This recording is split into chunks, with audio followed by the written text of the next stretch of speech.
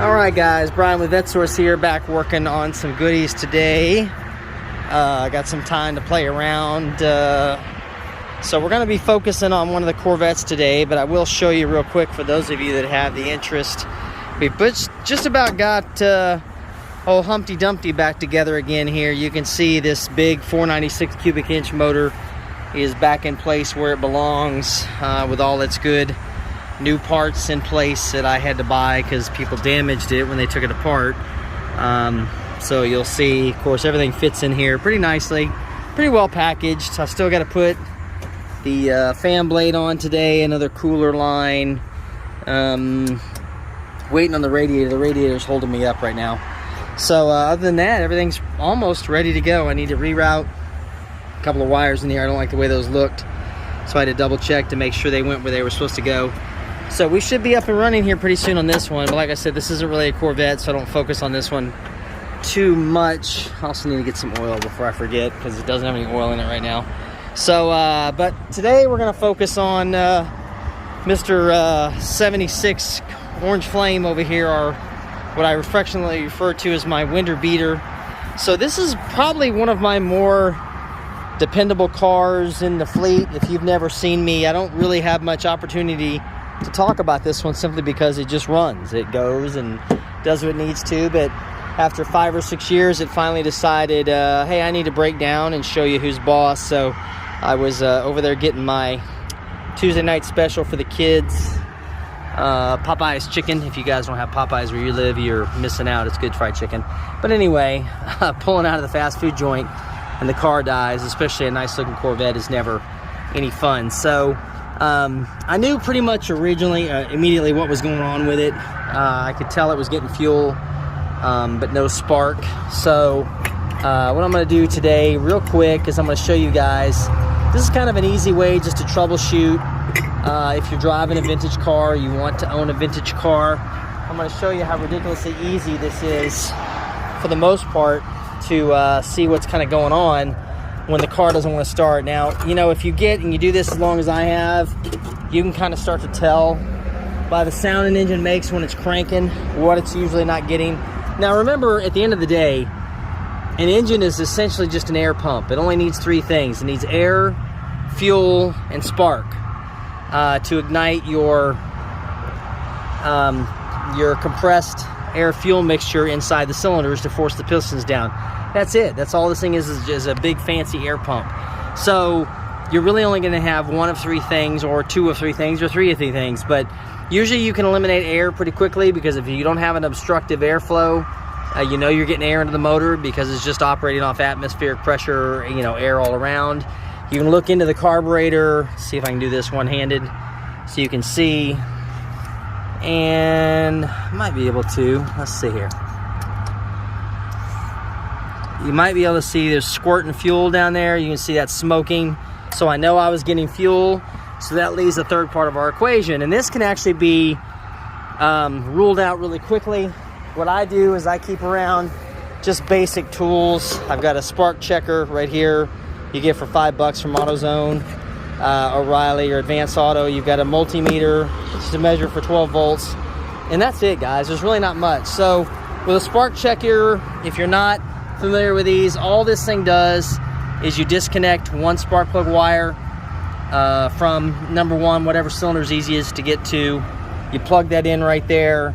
You connect the wire back to this portion of it, and what will happen is when you're cranking, that light will flash on and off to tell you whether or not you're getting spark to that cylinder. So of course that was my first thing I did, just to verify, even though I knew by the sound it was making, I knew it wasn't getting sparked, but of course it was definitely no spark. So then what we need to do from there is, you've really only got one main feed into this coil assembly, distributor assembly. Then this is basically GM's HEI unit, high energy ignition system, and this is what they used as a replacement for the traditional point style system. So if you look down here, you'll see you've got tach, you've got battery, and then you got your zero, your C minus ground, and your B plus, right? Now these go back into the module. They go back into, oh lovely, somebody spray painted the intake while this was in here still. So anyway, this goes back into connection into your ignition module. Now usually that's what goes bad.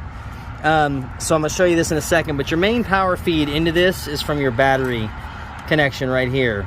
So all you're going to do is pull that out, and with that multimeter you can measure 12 volts with the key on. Okay, so with the key on, measuring this, it had 12 volts. So of course then I knew I had a problem inside the distributor, so I was able to narrow it down to what was going on in here. So from there you get further down in here. Now this was GM's HEI electronic ignition that came out, I want to say in 1974. I digress. I think it was 73 or 74 when this first made its appearance. Okay, and what you did was you had transistorized ignition first on the 60s Corvettes, which, if you haven't seen, like the blue 67 I've detailed on the channel before, has transistorized ignition, which would be the early version of this, where the transistor box is separate from this, and then the HEI just basically consolidated everything into one piece so you could get to it. So this was their answer, their electronic, and everything is contained in one unit: the coil, the cap, the ignition module, the pickup coil, all that stuff, the magnetic stator. I don't know if I'm using the right term for that, but anyway, the magnets in here, vacuum advance, so all of it's here. So essentially, once you pull that cap off of there, you can see, now this one is filthy and nasty. Those are really rusty. I'm actually quite surprised the car ran as good as it did. And there's our rotor, and of course our rotor's just as filthy and disgusting as well. So, and there's our ignition module, which I've actually already changed, but this is what usually goes bad in these, where it gives you the no start. So let me grab my 8mm here. You know what though, it may be, oh yeah, okay. Get that off of there. I may have grabbed my wrong tool, guys. Let's see if I got the right one to get this off here. So once this rotor comes off,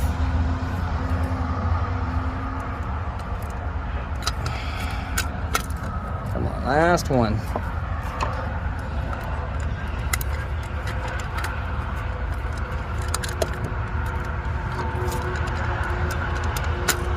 Come on, work with me. Not even finger tight. I can't get my fingers in there. And this is a 1/4 inch, by the way, not a 7mm. Come on. Just a little bit more. Otherwise, I gotta go rummage around in my tool bag for my 1/4 inch. There we go. Okay. So, once you got that off of there, you can obviously see counterweights. This distributor actually seen better days. It's got more corrosion in there than I like. But you can see here, there's our connections into the ignition module. And that harness that goes from the cap, right there, feeds directly back into that module. And that's your main control. And then, of course, this just spins like a normal distributor. Now, keeping in mind that, if your engine's turning 600 RPMs, which means the crankshaft's revolutions are 10 times per second, this thing is spinning 20 times a second inside of here, making 20 complete revolutions every second. So it's moving pretty fast because it's driven off the camshaft gear, which camshaft spins twice the speed of a crankshaft gear on a small block Chevy. So you can see this is weathered just enough to where it really is not in our best interest to put this back together again. So I'm going to go ahead and swap all this out real quick, and we'll see if, give me just a second. I need to go grab my 1/4 inch anyway, put the new one on, so I'll be right back. Hang tight.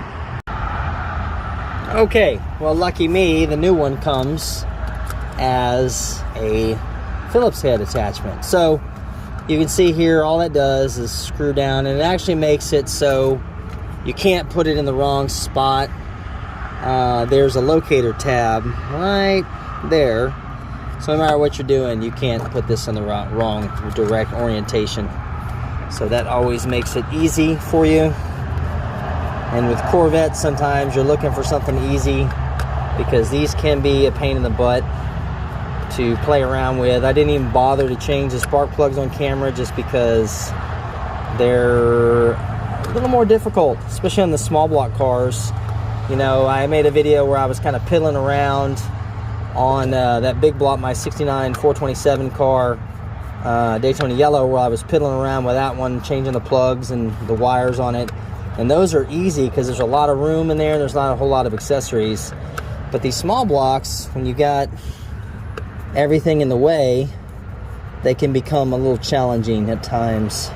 So you have to kind of pay attention and make sure you're cursing off camera because this is a family show here. So anyway, yeah, so that goes on there pretty easily. And then of course, this is pretty low stress. Here's our cap right here. And I don't want to turn it that way. So you can kind of see, I'll probably have to hold this up so you can see what I'm doing. So the cap comes off, and there of course is our coil inside contained in the cap. So all this is going to do essentially here, really carefully, you just want to kind of pull this out because these come with the coil. There's one, there's two, and then this just comes, famous last words. Well, so why are we not working with me here? Okay. Sometimes you want to give it a little tap to get this out of here. But usually it's not that stressful to get these out. I really don't know why this one decided to okay.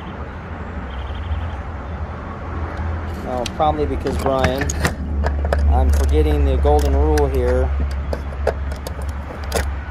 And of course these are even smaller. Let's put this right here so you guys can kind of watch what I'm doing.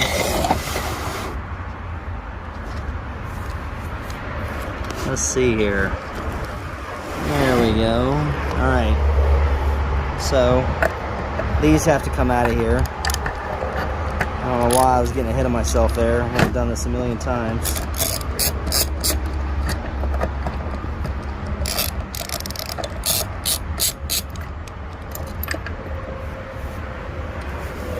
Yeah, we found that in the grass. And then this just comes straight out of here. We save this, we get rid of our old coil, old distributor cap, I should say, because that coil looks actually pretty good. So we're going to save that one. And then we're going to use the old distributor cap as a camera mount. And I'm all about using what I got at hand. Alright, we're going to put our new contact point in here.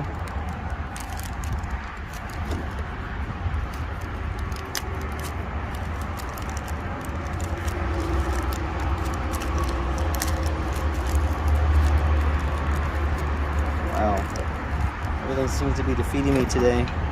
That's just going to slide right in that bottom there, guys. You see that? This is very low stress, like I said. And then this is going to go right here on top as an insulator. It's not unidirectional, so you can put that in there any direction. Then we're going to install the coil. See the contact point for the coil right there, and that's what transfers power from the coil down into the rotor right there through that spring contact right there.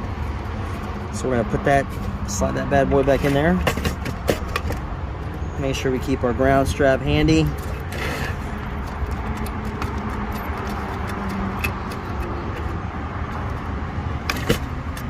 Making sure we're in the right orientation, obviously.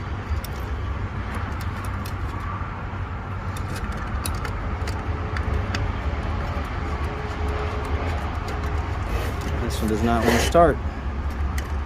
Let's see here.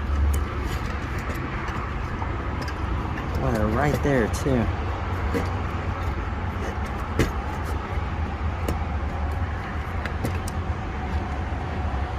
There we go.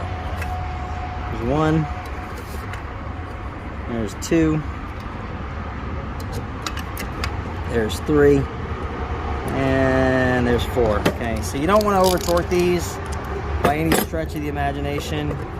You're just kind of getting these tight so they don't go anywhere, because it's a good way to crack your brand new distributor cap, and a cracked cap is a good way to have voltage arcing where it's not supposed to go, and then it won't be doing the job it's meant to be doing. So got that down there. We're going to carefully insert. You'll see the contact points right there. Those are just going to go right back down in there. This one's going to go right back down in here. We're going to put our dust cover or our water cover back on it.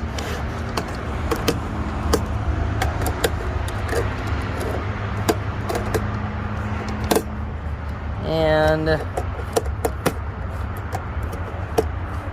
all right, then that new cap ready to go back on. Now again, the same thing.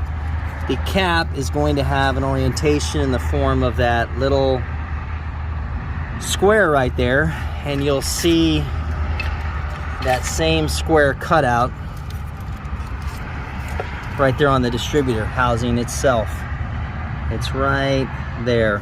Sorry guys, I'm working with my camera phone today, so I'm used to the GoPro, and the orientation is a little bit different on this one, so, and a little more shaky. So anyway, we're just gonna sit that back down there, and what you'll do is you'll hear it, you'll feel it. Famous last words is I have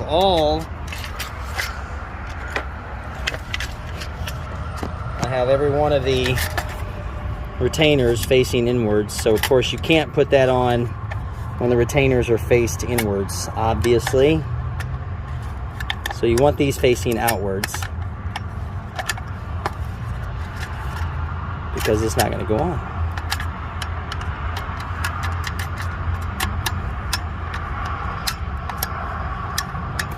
All right, and where's my orientation again? Okay,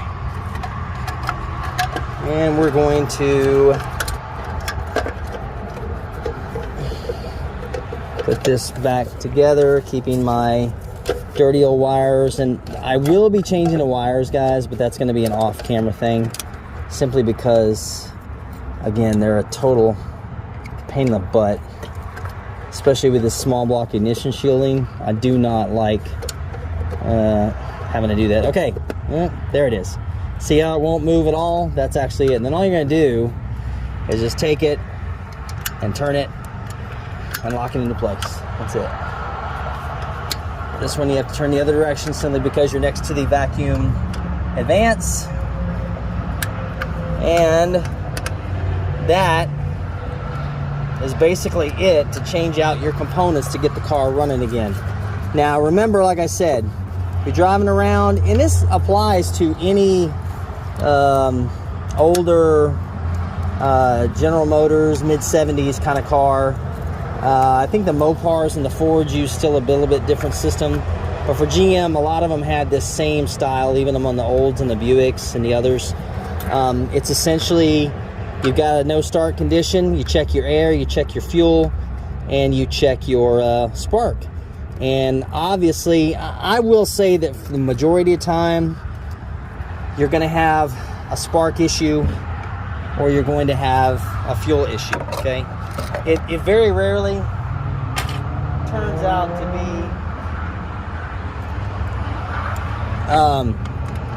I didn't even get that on there straight. That's why I'm redoing this, guys. It very rarely ends up being the airflow, unless just something massively has occurred, and a sudden failure like this point.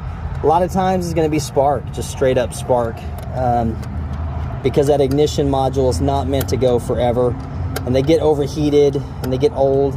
And the good thing about all these components, I think I spent $40 for all three of them, just going through, you know, Rock Auto and places I know that I can get things cheap. So it really was very easy going. So let me get back to my correct orientation. All right, so the cap is finished up. So let's go ahead and get our plug wires back on here again. And let's see. Yeah, so we start out with number 2 closest to me. And then 6, 5, 7, 2. Okay, so that would be 1, 8, 4, 1, 8, 4, 3, 6, 5, 7, 2. Okay, so number 1 is going to come all the way around. Where is number 1? Where are you, number 1? Where's number 1? Ah, there we go. Number 1 swings all the way around this thing to rest over here. 1, and then number 8 will be right here, right behind number 1.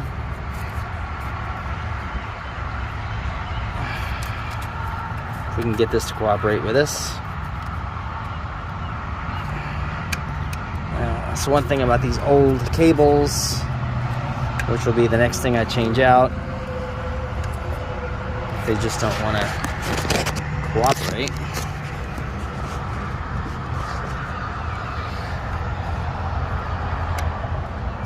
There we go. 1. There's 8. 1, 8. 1, 8, 4. Number 4 is going to be right here. 1, 8, 4, 3. And then 6 is right there.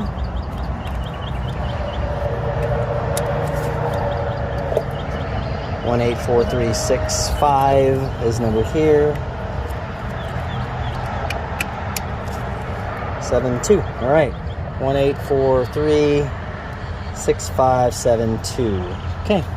All right. That's going to do it, guys. Let's see here. She should start. Let's see. Unless I did something horribly wrong. Let's see what it does. There we go. Come on. There we go. Much better now. Alright. So that's going to wrap us up today, guys, while I make some final adjustments. Appreciate you watching, and I'll be back with you next week. We'll talk to you guys then. Thanks for watching.